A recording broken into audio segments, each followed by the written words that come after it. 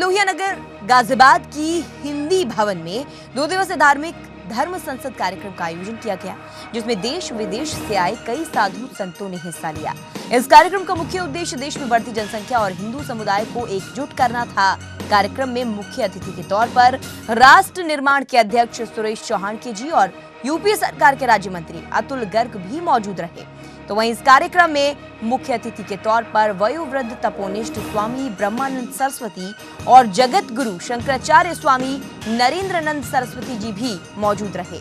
लगातार हिंदुओं पर हो रहे अत्याचार को लेकर लगातार आवाज उठाई जा रही है और इस कार्यक्रम में भी इस आवाज को बुलंद किया गया।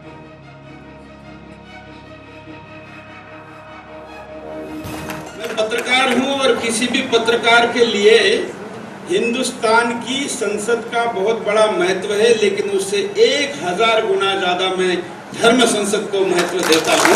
इसलिए आज आपके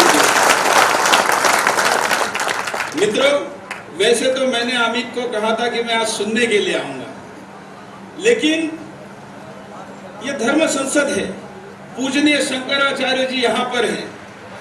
आप सब जब बैठे हैं और कुछ मुद्दे निकले हैं तो मुझे लगता है कि किसी समाधान की तरफ बढ़ना चाहिए, नहीं तो फिर भारत की संसद में और हम में क्या फर्क रहेगा कि आए कुछ भी बोले और चले गए।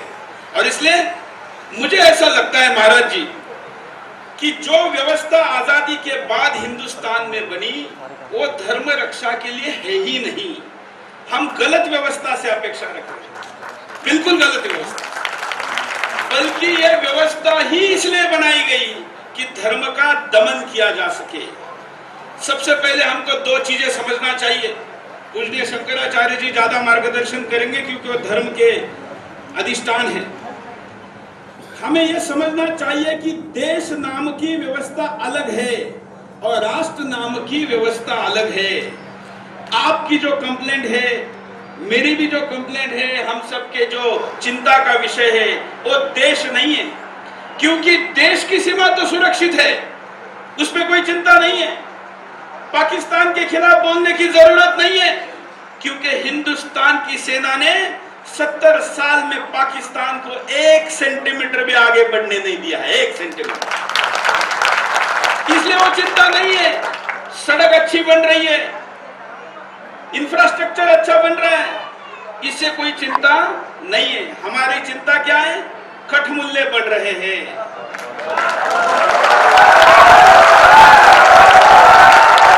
अब इन कठ मूल्यों को बढ़ने की चिंता करने की व्यवस्था देश में है ही नहीं। इसके लिए नहीं देश बना।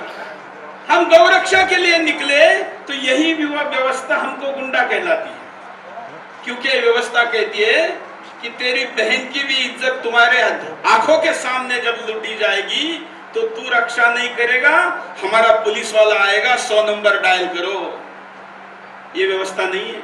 व्यवस्था ये है कि जब हमारे यहाँ पर हमारी भगिनी की, महिला की इज्जत लूटी जाएगी तो हम 100 नंबर डायल नहीं करेंगे, उन 100 कौरों के खिलाफ भी गर्दन काटने के लिए खड़े हो जाएंगे।